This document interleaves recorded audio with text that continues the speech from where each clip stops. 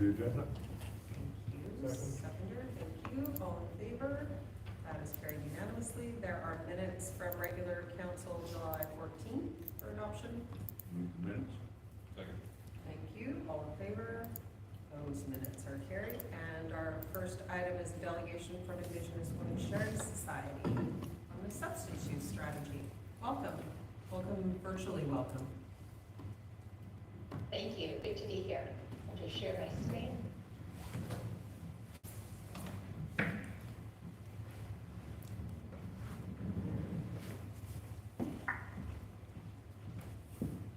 Let me know here.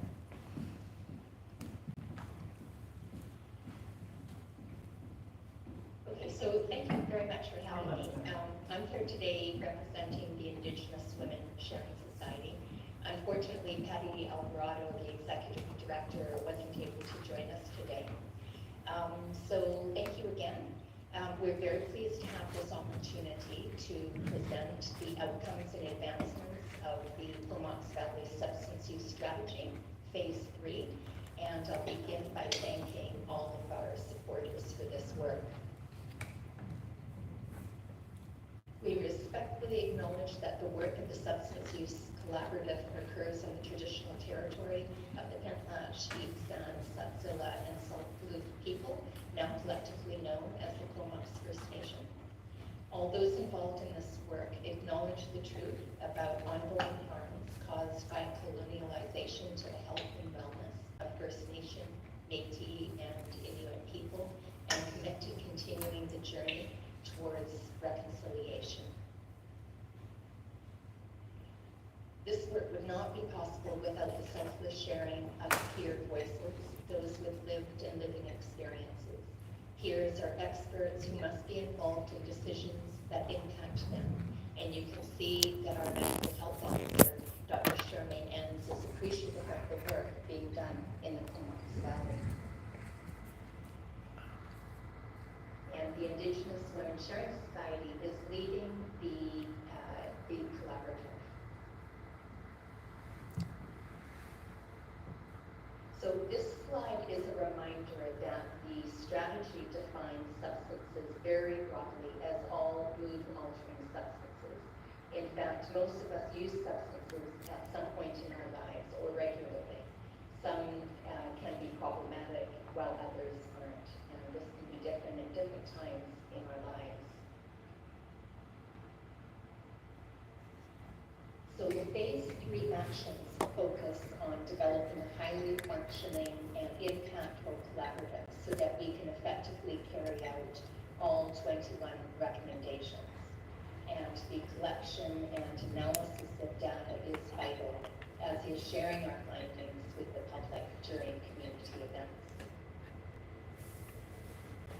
So in Phase 3 of the strategy development, the 21 recommendations are grouped among 6 collaborative action tables with one central overarching coordinated tables that supports them all and is responsible for finding a process to reduce stigma in the system, actively engaging and supporting peers to be involved in every aspect of planning, and that we practice cultural safety and humility, anti-racism, anti-queerphobia, anti-stigma, anti-ableism, anti-classism, and anti-ageism in implementation of this strategy.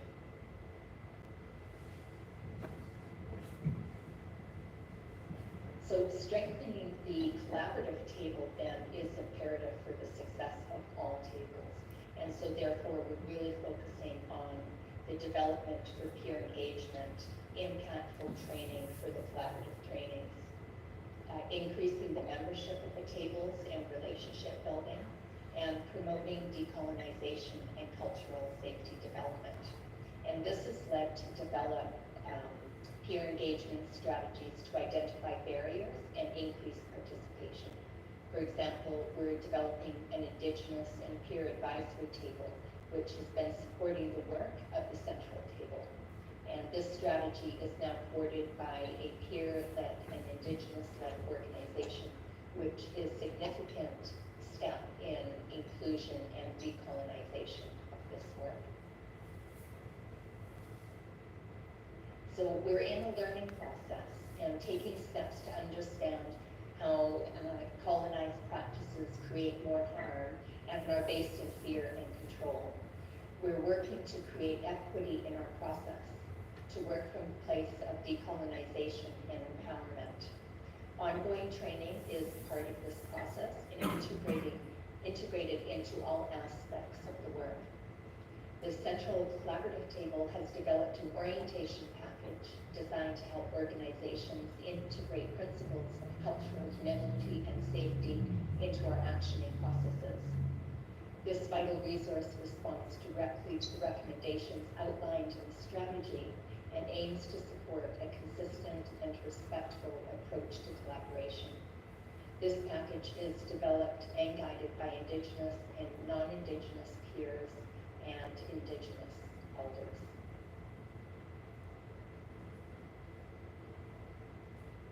So the emphasis of our work is to create positive impact while reducing the silo effect. Kim. So in essence, building strong community collaboratives that can effectively advance the recommendations together. So while there are 6 tables, these 3 have launched and are highly engaged and actively working on advancing the recommendations. And this slide highlights just a few of the achievements, and they're more outlined in your handout. Is there any way you can make this? September. Is there any way you can make this? Sorry, can you hear me? Yes. Okay. Did you have a question? We can't read anything you're showing us because it's so small. Is there any way you can make it Oh, bigger? absolutely. Rachel's doing what she can on her end, but Is that better? that's better, yeah.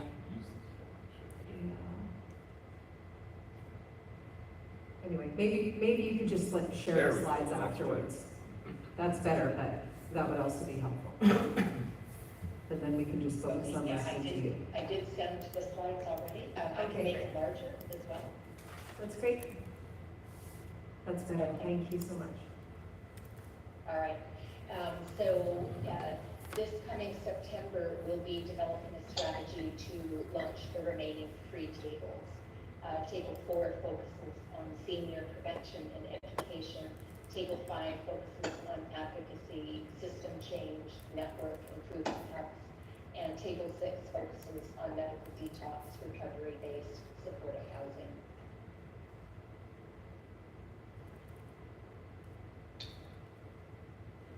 So there's so much work to be done to reduce the harm of substance abuse in our communities. And collecting and analyzing data, both quantitative and qualitative, is vitally important to monitor and document our process. And we're actively engaging with Island Health, RCMP, North Island College, municipalities, and other organizations to collect further data. We also have developed a youth survey that is now in circulation. So while it might look like reported deaths are going down in the Comox Valley, it is still more than double what it was in 2020. We also want to highlight the harm from all sources of addiction.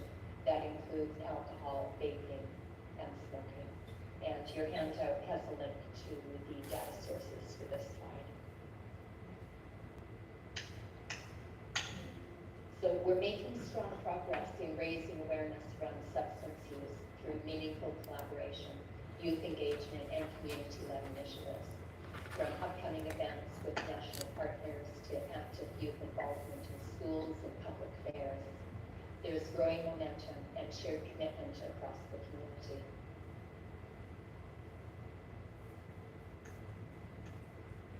So as we move forward, our focus is on deepening collaboration and ensuring cultural safety remains central to our work.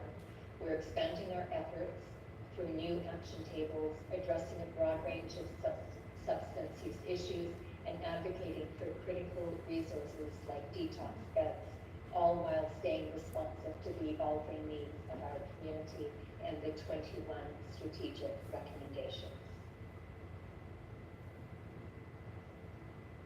So as you can see, we have important work ahead, and Courtney has committed $15,000 over 3 years, and we're very grateful for their support. and we continue to seek additional partners and funding to support the successful implementation of all 21 recommendations aimed at protecting the health and safety of Comox Valley residents. So I'll stop sharing the PowerPoint now, and I'm open to any questions you might have. And any that I can't answer, I will be happy to get back to you with the answers. Great, thanks so much, Kim. Questions, council?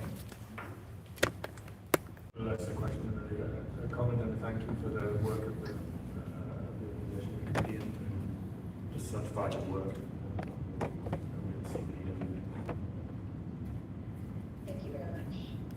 And on that note, so I've been the attendee from Cumberland for the last, I don't know, 4 years, I'm guessing. It's been a while. Anyway, I'm wondering if you're also, I noticed that there's an interest to increasing membership at the table, and if we are continuing to look for municipal leaders to be at the collaborative table, or are we focusing them at action tables? If you have any thoughts on that. Yes, absolutely. Having more participation at the action tables would be wonderful. Are there specific tables of interest? Like, you can discuss that and see where interest lies. Okay. But absolutely. Okay, thank you. Anybody else? Questions? Okay, great. Well, thanks so much. Oh, I have another question, sorry. The 15,000 from the, sorry, I don't remember whether that's 15,000 spread over 3 years or if it's 15,000 per year. Per year. It is, that's what I thought. Okay, that's much better. Okay, thanks. Okay. Thanks so much for being here and for all your work. Okay. All right, thank you so much. Okay. It's my pleasure. Take care. Okay, and there's a recommendation to receive that delegation. I'll move that council receive the delegation from the Indigenous Women's Sharing Society. Thank you. And a seconder? Thank you. And all in favor? Thank you. And then we have correspondence from Comox Valley Airport Commission on Enhanced Canada Border Service Agency, CBSA services at Comox Valley Airport. Any questions on the high-level letter? That's mildly confusing for people who don't work at an airport, but I think we got the gist of it. I see no reason not to send a support letter. Yeah. Okey dokey, there's work. Right, should we ever have the time or money to go? So there's I'll recommendation. move that council receive the request for letter of support from the Comox Valley Airport Commission regarding enhanced CBSA services.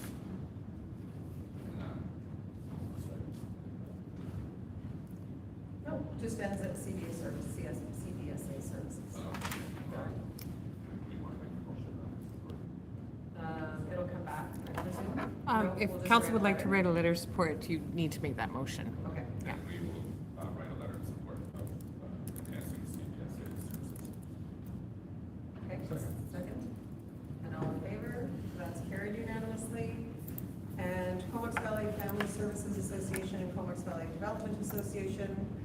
So this came via MLA Brendan Day, who is writing to Minister Beer because these two organizations collaborated on an application for inclusive childcare spaces.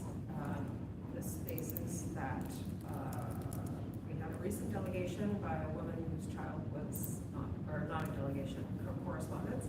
So there are kids that are not able to go into regular childcare, and these two organizations have partnered up to work with those kids and find spaces for them. They applied, they were walked through the whole process with the ministry, supported along the way, and then a different organization got funding in the Comox Valley for 184 spaces, which is amazing, but they're not the specific inclusive inclusive spaces that these two organizations specialize in. And so they are asking for our support and advocacy to the province to just reiterate to the province that we actually do need these spaces and that we have kids who are not getting childcare because they can't go in traditional childcare. So the mayors met with Cindy and Diane from Comox Valley Family Services and Comox Valley Development Association, and got some background, and I think it would be great for us to just lend our support for those two organizations. Questions? Just more of a comment. More of a comment. I totally support a letter of support for these folks here. I think an ounce of prevention is more than a pound of cure, and you don't really want children falling off the open behind everyone else this early in life. So I think that's incumbent upon us to support them, and perhaps maybe redistribute some of those childcare spaces a little more equitably. Yeah, this is support this, writing support this, because those are two organisations that fully understand that community and have done very good work here. And if there was another organisation in the community that was also and people wanted it, I could understand, but for it to be an organisation that's not got any footprint in the community at the moment, that's confusing and understand what we did. Okay, there's a motion there, or a recommendation there. I'll move the council. To receive, so if we want to write a letter, just add that on to the end.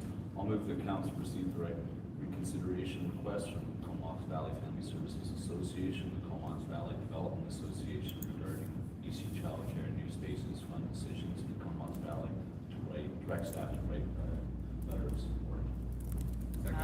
Or is it us, council, will write a letter of support? Yeah. Okay. Okay, seconder? Councillor Sullivan, and all in favor? Thank you, that's carried unanimously as well. Okay, reports, memorandum of understanding with the Comox Valley Pickleball Club. Come on up, Brian. Pickleball for Good everyone. evening. Jesus.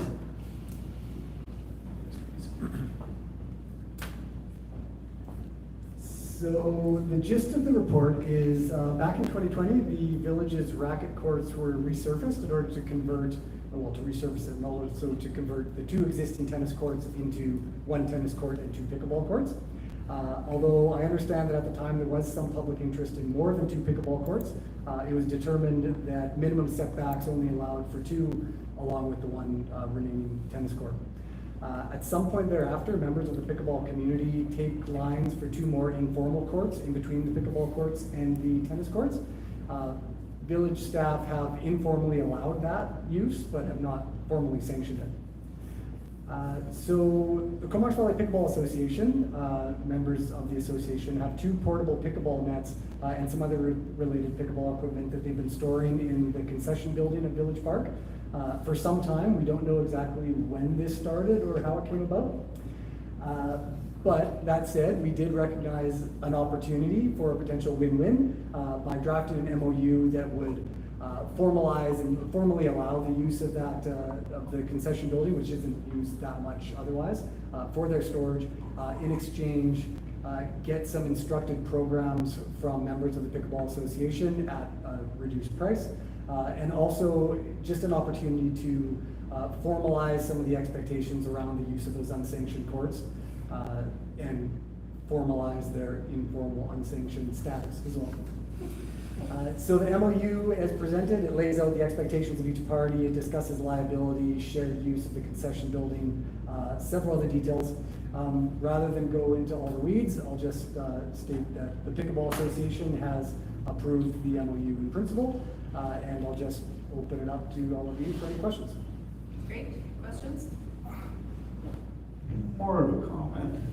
So the informal tape lines, now I think there has to be pretty strong language in this MOU that when there's a tennis game going on, they abandon it. Because I've heard anecdotally from some people that there's been a little pushback from that, and height. I don't think it's fair to the tennis community to expect to have a police that should be well known amongst their community there, so. It feels like they're giving an inch and they're taking a mile in a way, to be blunt. So, Yeah. as long as that's very clear. We did add that in clause 8 in the MOU. Should any tennis players arrive to the courts while pickleball play is in progress on the informal courts, the pickleball players will take down the nets immediately following completion of any games in progress and communicate this intent to the oncoming tennis players at the earliest possible moment. And it also includes a clause that will update the signage there just to make that expectation known. Okay, that was my main point there. Thank you. Good one. So Jerry? Right, so, yeah, thanks for this. It's just a little unclear in the MOU, what kind of lines and who's responsible for the lines themselves for these informal courts? Do they have to remain as tape? Can the lines be put in more permanently as a paint? Yeah. I suppose we don't address that specific question directly, but we do in the whereas statements, we state that the village has informally allowed the taping and use of these informal pickleball courts, but has not given any official permission or approval for such use, nor does the village intend to formalize these courts. So that would, again, while not directly saying that we will never paint them as permanent lines, that's the intention of So the their language. intent to remain as tape for now? That's correct. Okay, yep, all good. I have a question. So this is just for the third informal court. So there's already two pickleball games could be going on while a tennis game is going on. It's the third court that they have to abandon in order to allow tennis to happen at the same time as the other two, yeah? Yeah, there's a third and a fourth court in between. There's two formal Okay. pickleball courts, Oh. two informal pickleball courts right beside them, and then one tennis court. Okay. Yeah, there's about 7 feet between, about 7 feet between the two pickleball courts, the formal and the informal. Only about 3 feet in between the tennis court and the informal pickleball court. I don't play, so. It's right. Yeah. And can I say, take it, this MOU doesn't give any, sort of priority or distinction between association members and members of the public who just want to go and play pickleball, there's no priority. That's correct. And can I ask, did this MOU take a significant amount of time, or was it a relatively straightforward exercise? Reasonably straightforward. I mean, a day, less than a day. Well, no, thank you. Some drafting the report, some back and forth. Yeah, thank you. I commend staff and the association on doing this. I remember when, beginning the skate park, we formed an MOU with the village, and that was also, an early process for everybody, but really productive. And so I just want to, it's almost a comment to other user groups, where user groups wish to, formalize what they're doing or other pieces, then, it's, an MOU isn't some enormous onerous process that's going to take everybody years and provide. It is actually something that it seems like staff has got good at, and is using wisely. Thank you. Yeah, this one was a bit simpler than I'm sure some other process could be, just because we were largely formalizing existing practices. Go ahead. Just wanted to say that the pickleball club made use of those informal courts the other day, and taped off actually a little bit of the tennis courts as well, and had a fun day down there and raised, there were about 50 participants, and raised $800 for the food share program here in town. Nice. Yeah, so. Yeah, and that was a permanent event. That Yeah, we, no, yeah, it was was, yeah, no, it was a lot of fun. But good times. Everybody's doing it apparently. So there's a recommendation there. I'll recommend it.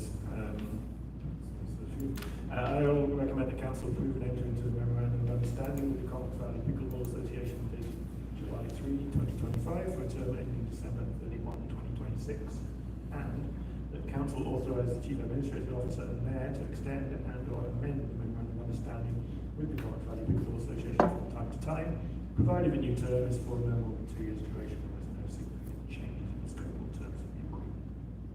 Second. All in favor? And that is carried unanimously. Thank you.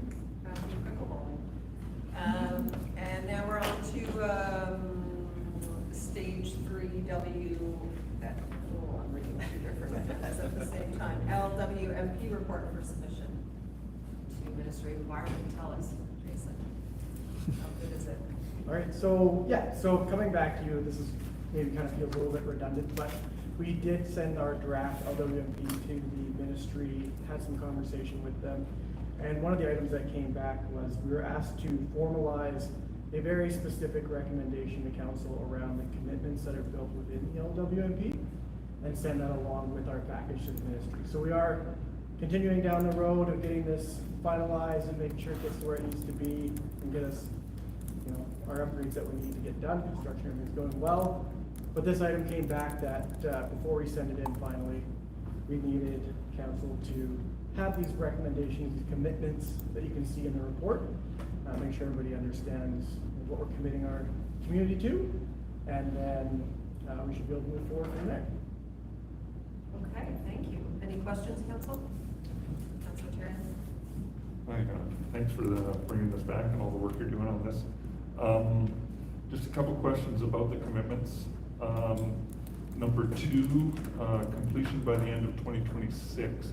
Is this already currently in our work plan, or is this going to be an addition to the work plan? So those master plans we're already planning to complete. So that Okay. is part of our current work plan. Yeah. Okay. And same with the items that are to be completed by 2028? Yeah. So this was all sort of already baked into the plan, and This was, they're yeah. just asking us to formalize it? Yeah. Okay. Yeah, and these were within our LWMP already, so we've already kind of gone through them and made these directions. It's more just taking that previous information and heavily highlighting, I guess I would put. Thank you, that's great. Just the one part there, and I'm unfamiliar with the bylaw, forgive me, the fats, oils, and grease bylaw. Could you outline that just a little bit, just touch on that? So I haven't done much with that, but it's more around ensuring that we have some documentation to show how to protect the system as it comes online. And so it's working with the community, with the businesses to create a bylaw to formally ensure that we don't have a system that's gonna be ruined or destroyed by, you know, heavy contaminants going in. So I've been going through some of the other communities, a lot of them do have this bylaw, and it is one of the requirements that came back from the ministries that we move forward with that, so. Well, in other communities, do they do inspections or like grease trap inspections or things like that, like the municipal bylaws? I didn't get that far into much, I'm sure, so we'll dig a little bit deeper on that one for you. Okay, just Yeah. curious. No, thank you. Anybody else? Okay, there's a recommendation there.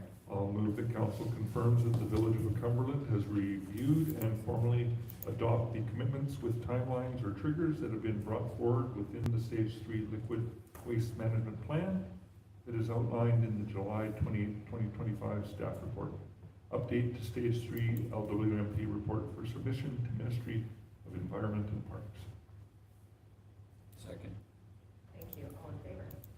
And none opposed. That's carried unanimously. Thank you so much. Thanks, guys. And next up is Water Master Plan Renewal.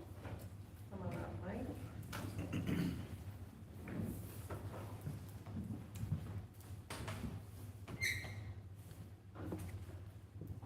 Evening, Mayor and Council. This, the actual proposal for the Water Master Plan came forward with ISL's package to do the storm and the sanitary master plans, which were approved by you in the spring. Been a couple of issues looking at it, some operational and others budgetary. And so we met with Michelle and basically said, we have an opportunity to actually not, I was going to put it in budget for next year. And we revisited ISL's proposal from February of this year, and they stood by the discounted costs because they're already doing sanitary and storm. And this master plan is a little more detailed than the 2016 Coors report on water supply, whereas this is going to be pipe segment by pipe segment, looking at fire flows, looking at pressures, and looking at available supply based on current infrastructure. So it dovetails really nicely in with the asset management strategy that's the village is working on. And it's basically about a 60% discount over just a standalone master plan. So that's why it's here with you now. So basically, what we want to look at is a real fulsome analysis of the water system as it exists now, including the reservoir, treatment plant, all the way through to the outlying area. So basically modeling how the system is performing, both in the winter but also during peak demand, looking at a condition assessment. Basically, the last full master plan was done in 2007, and there's been a lot of work done on replacing critical pipe nodes, valves, etc.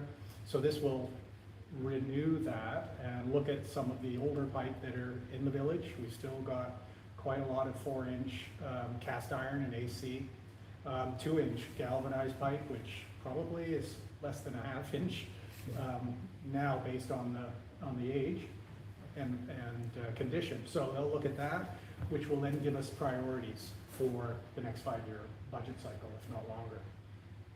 And it will help us look at things like, I sort of snuck that in there, things like the potential, is it feasible to connect to CVRD or even to request them as an option?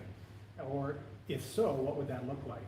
Because there was some work done on the 2016 Coors and Associates report that really saw it as a wash between building our own treatment plant and doing a lot of pipe work to connect to the CVRD.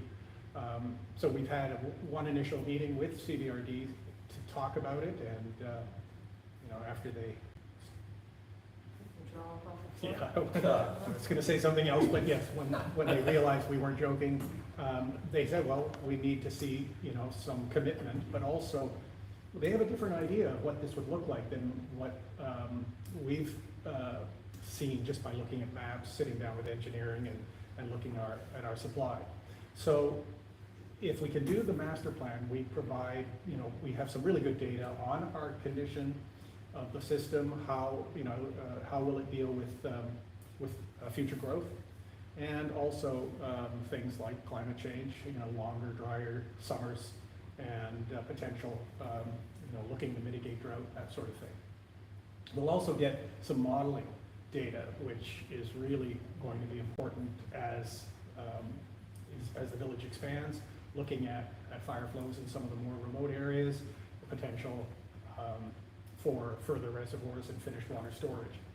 But the real piece is that it's, the timing really was the driver here, is that if we can do this work at the same time as the basically segment by segment work done on the sanitary and storm, then we've got a real head start on asset management pieces and prioritizing over the long run, which helps us then plan for, financing it.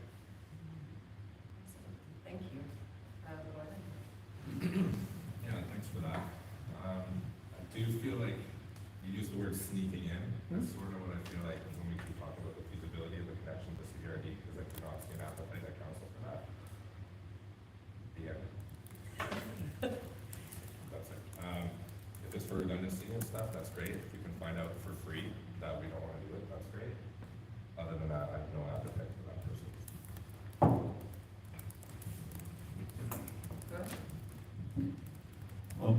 Good.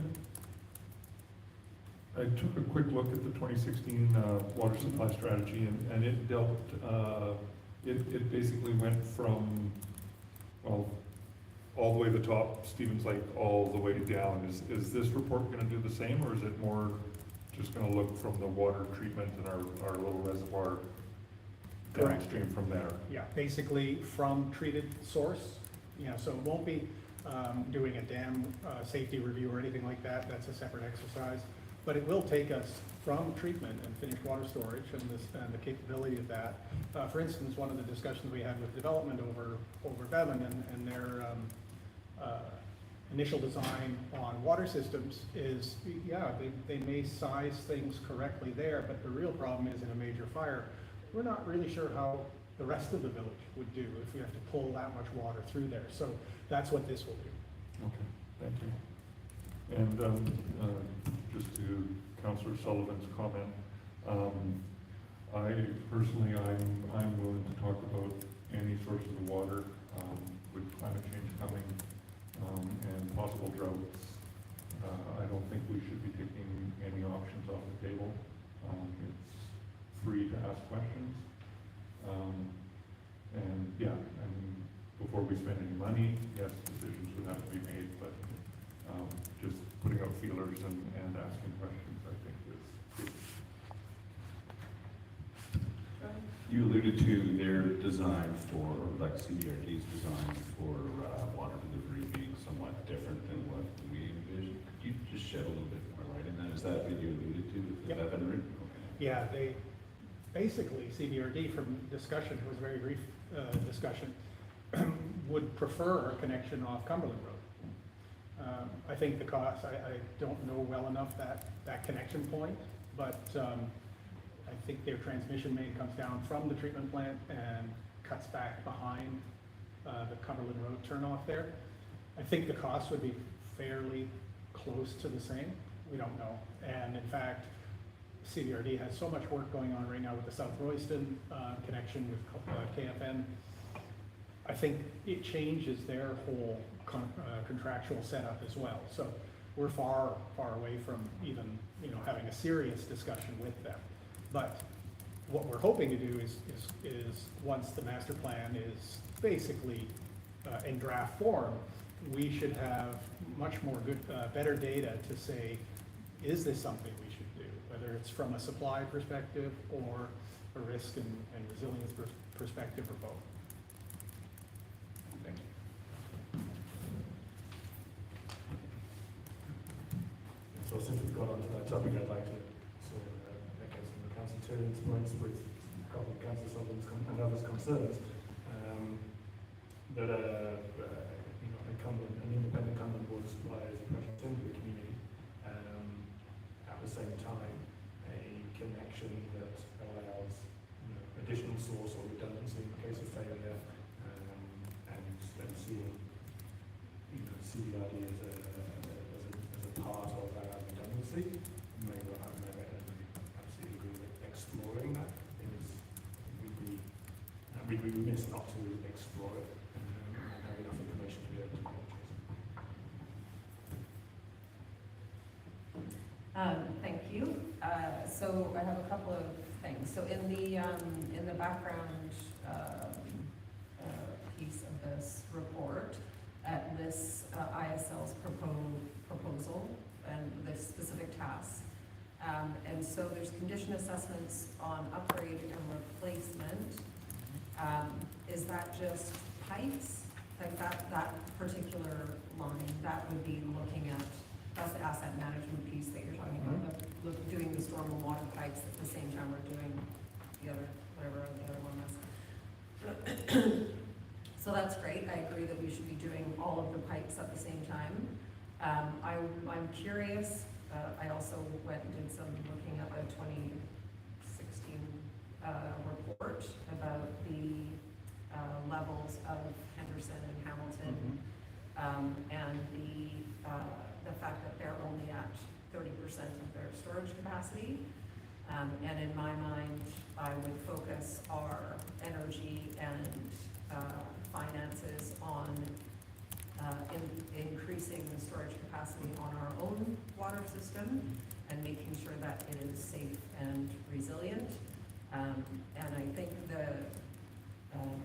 and then also looking at green infrastructure and restoration opportunities for both storm, or for stormwater in particular. And I wonder if ISL has any expertise in that? Specifically water supply? No, green infrastructure. Oh yeah, they have a division doing that. I'm not sure if it's specific to water Right, more than transportation and stormwater. yeah, stormwater was what I was, yeah, Yep. just what we're looking at separating, if we can daylight or do something else with that stormwater, rather than put it in pipe, that's great. And there's also the program we used for dam number 2. Right.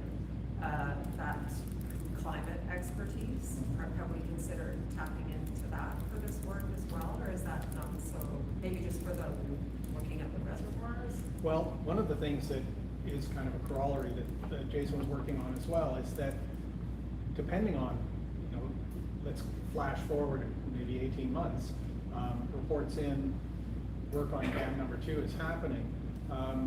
If, and it's a big if connection to CBRD is seen as feasible and doable for a variety, financial, social, and so on, that might alleviate some of the restoration work we have to do on all of the dams, you know, in the future, right? We've got $100,000 set aside for the next run of dam inspections for those that are rated significant, which is 3 of them.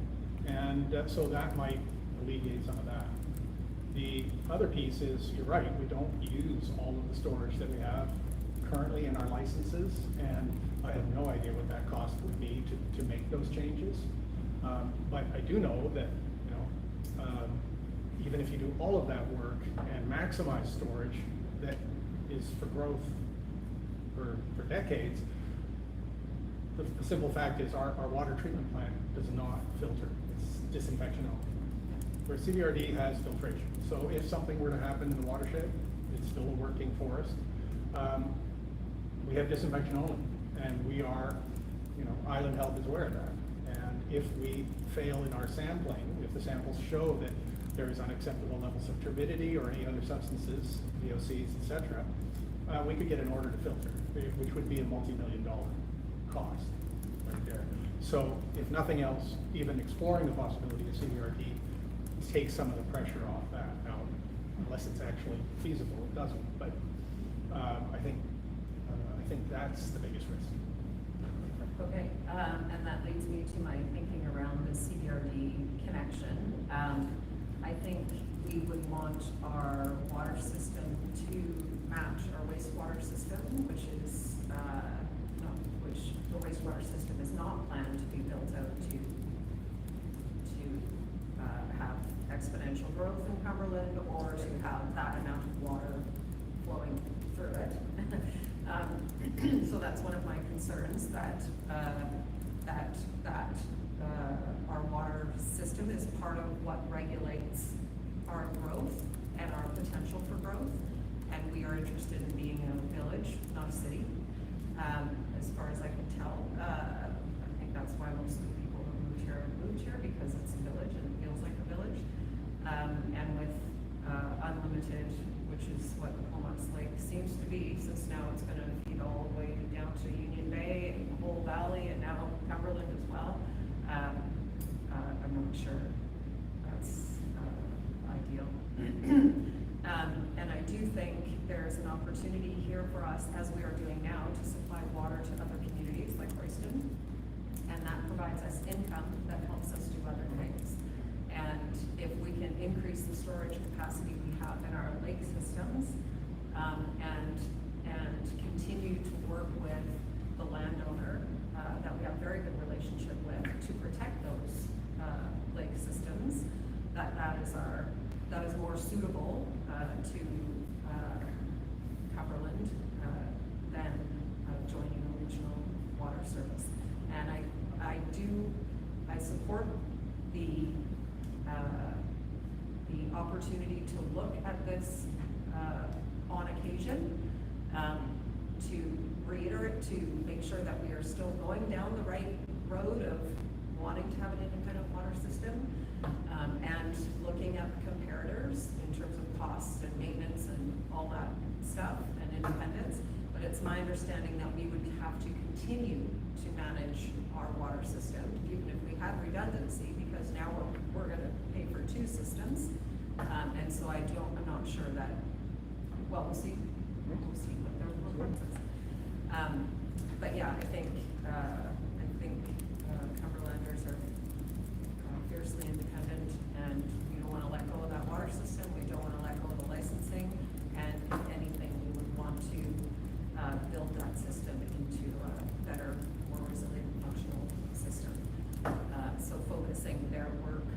on those pieces, and making sure that that we're getting some feedback from them on the current state of those upper lakes and the risks, I guess, associated with them. Thank you for that.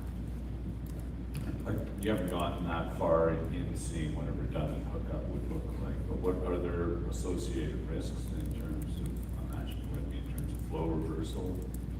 You'll get sedimentation pipes or something like that, that might have to be accounted for. It would be, if it really was a truly blended system. You know, there are systems like West Van that has still, I don't even know if it's still in operation, but Eagle Lake back there was a supply, and when they joined the Metro Vancouver water system, they turned that down. You know, there are quite a few in the Okanagan as well, surface and groundwater systems, so it changes the chemistry of the water. You do have to, this is fairly close, but yeah, it'd either be through valving, automated valving, or manual. You know, it's only opened when, you know, in case of fire break glass, right? And Yeah. so that's one possibility. And just the last point, the other key thing about the master plan, Coors study talked about water loss. The ground here in the middle of a shallow pipe, there are probably a lot of water loss that we can't find. It's going into the sewer, so we're treating it, or not. But that is huge in terms of keeping our supply, right? Otherwise, it's just being wasted. And the early assumptions were up to 25% of the water doesn't make it to the customer. So this gives us a chance to do an audit, an American Water Works audit, that will help us find where are the leaks and what degree, you know, the condition of the system. No, that's a good idea. So there's a recommendation there, if that's all the questions, comments?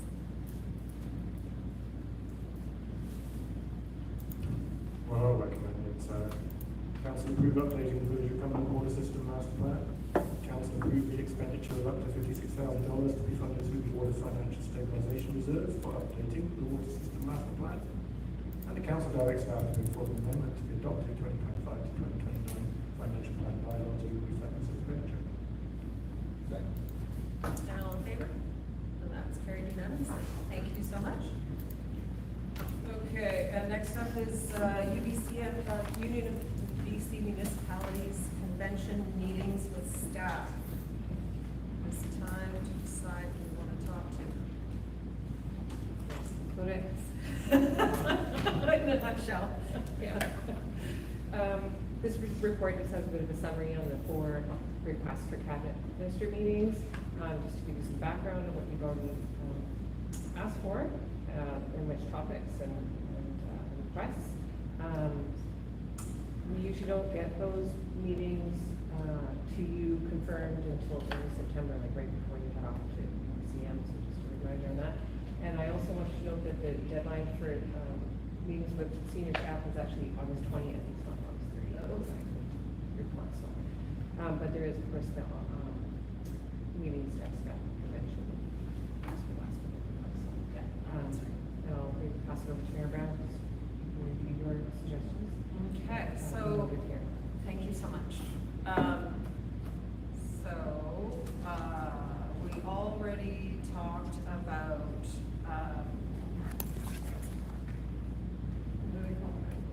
Ministry of Transportation, Modi, but it's not Modi anymore. Anyway, new acronym, same people probably. But I'm wondering now, so we've asked for a minister's request, and I wonder if we want to shift that ministerial request to staff, because, well, 2 things.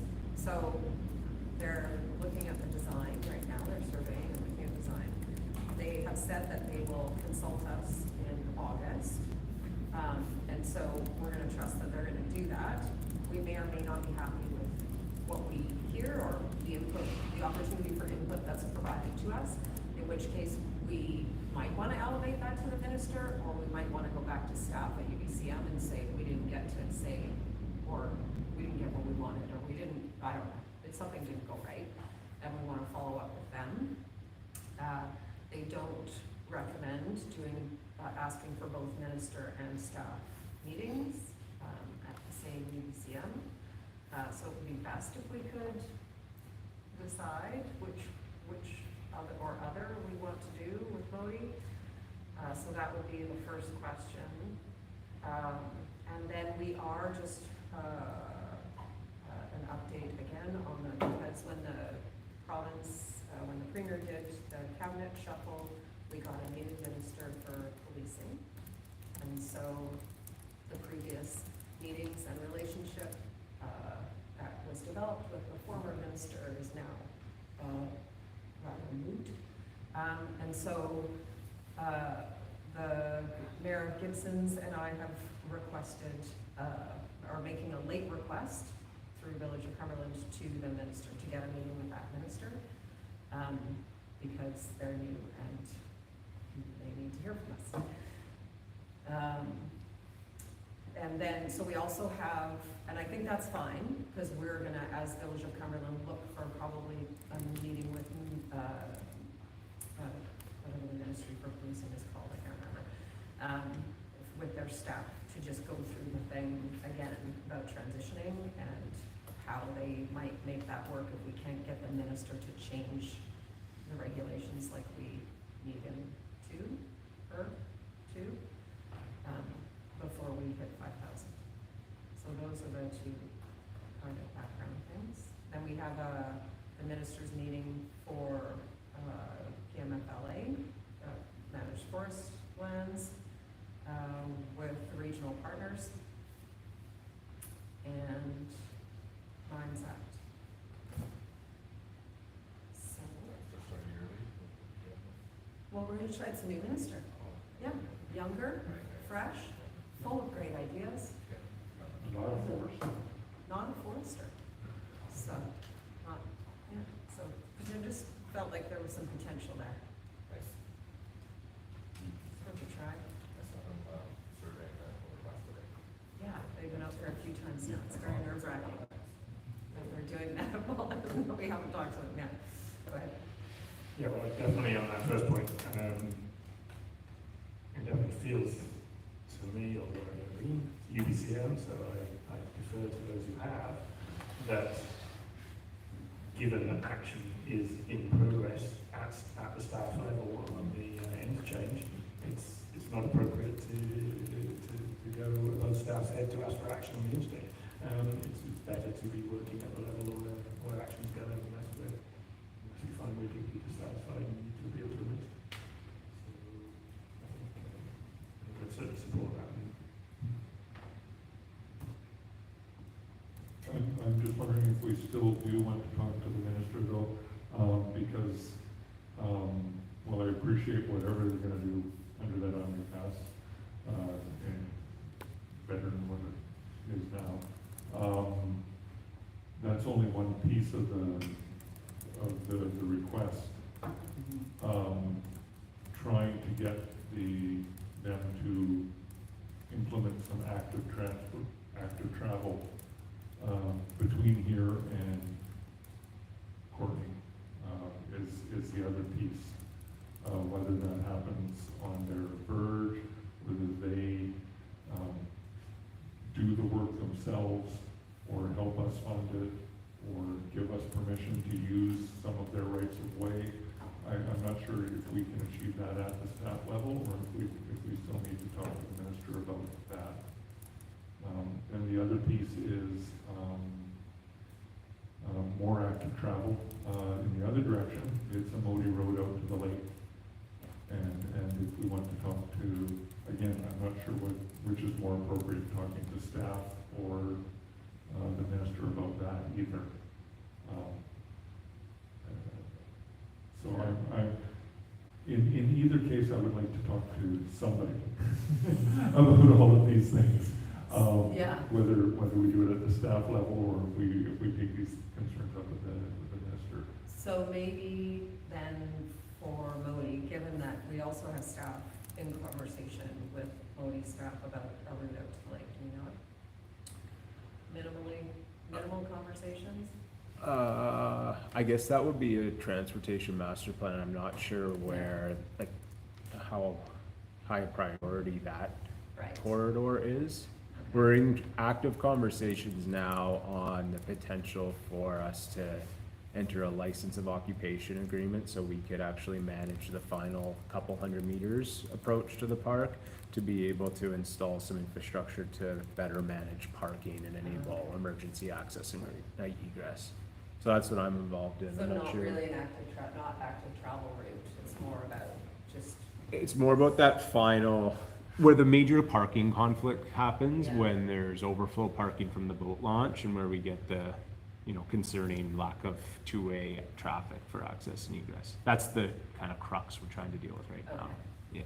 Yeah. well then, on that, then maybe that's the thing, so we keep the minister meeting, and, if we decide between now and then, that whatever's happening at the overpass, underpass, whatever it is not what we're looking for, or not progressing, or whatever, then we can do an on-site,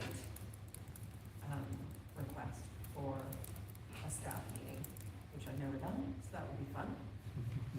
Try something, okay? So that's Modi, and let's see what we talked about. The policing. Policing, yeah, which is in process, so we can do that, with the minister, so we can do the, staff meeting with whatever that minister is called, Minister for Policing. Public safety and Thank Solicitor you. General. Public Safety and Solicitor General.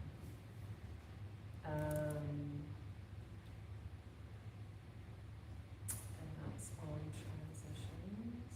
Have you've got Gibson's on board, have you talked to, anybody from Pemberton? I think they're in Yeah, so the exactly 5 same of boat. us, so Pemberton, Gibson's, Sparwood, and Bowen, and Cumberland, all requested a meeting with the minister. And only, I think, Gibson's and Pemberton and Sparwood and myself made it. But that was the oldest. And the staff who are responsible for transitioning communities were not invited to that meeting, which was strange. So definitely worth sitting down with those folks again. Yeah. I don't know whether we need any other, I think that's a good conversation to have, to get those meetings. right? So just policing. And the request is to understand more about how they might work with, us as we hit 5,000 to ease the transition to 70%, I think. Yeah? Yeah. But more gradations would be Yeah, ideal. At 5,000, it goes up a little bit. yeah, At 10,000, it goes up a little bit, and 15,000, it goes up the rest, right? yeah. Get at least So one that's- more step. in. Yeah, so that's the request we're making of the minister. When we talked to the minister, he told us that they, since 2020 or 2021, they have been working with communities who are hitting 5,000 to ease that transition. But again, the staff that do that work were not in the room, and so they couldn't explain to us what that looks like. So did they just go, we've decided that this is the level you need right now at 5,002 people, and so it's gonna cost you this? Or is that a collaborative conversation, or like who's involved in that, those decisions, and how do those decisions work? I think that's what we're trying to, in case the act doesn't get changed, or regulation, or whatever it is that eases those transitions formally. Suggest a linear transition. Just like, just not like that, not so steep. Okay, that's great, that's enough. Any motions needed?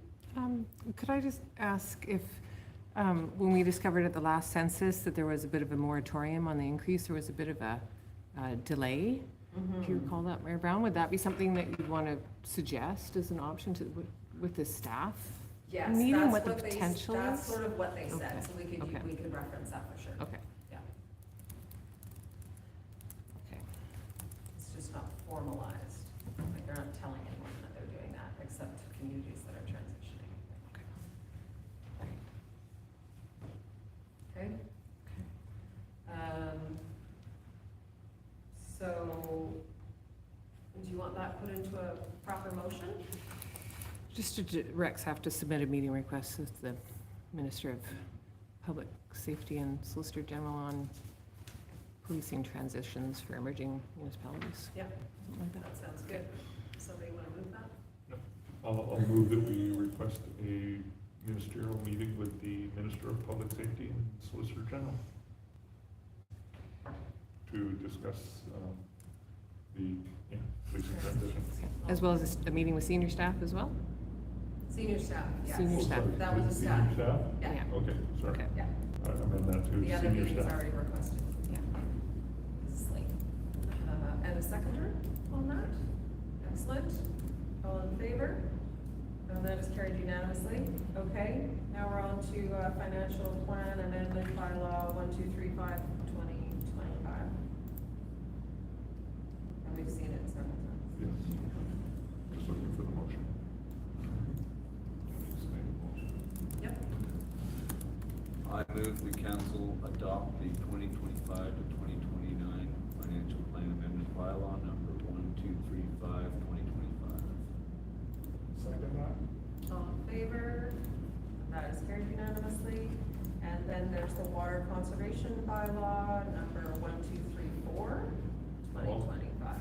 I'll move the council adopt the water conservation bylaw number 1234, 2025. All in favor? Then that's carried unanimously. And municipal ticket information amendment bylaw number 1236, 2025. Well, if, council adopt, council adopt the municipal ticket information amendment bylaw number 1236 25. Seconded, and all in favor? Thank you so much. That's unanimous as well. Now we're on to notices, motions, and announcements. There is an advisory planning commission meeting August 14th at 4 p.m. in this room, Mock Creek Hall, and a heritage committee meeting August 21st at 4 p.m. in this room in the Cultural Center. And the next regular council meeting is September 2nd. We get all of August off for council meetings at 5:30, right here in this room. Please check the website before you come down to make sure those meetings are all actually happening when and where I just said they were. And are there any questions? We don't have an audience at all this time. Some of them are not here. Any online? No questions. No questions. So can somebody request it to closed, please? I'll move that council close the meeting to the public pursuant to section 9 of the community charter to consider, section E, the acquisition, disposition, or appropriation of land or improvements. If council considers that disclosure reasonably be expected to harm the interests of the municipality. And section J, information that is prohibited or information that if it were presented in a document would be prohibited from disclosure under section 21 of the Freedom of Information and Protection of Privacy.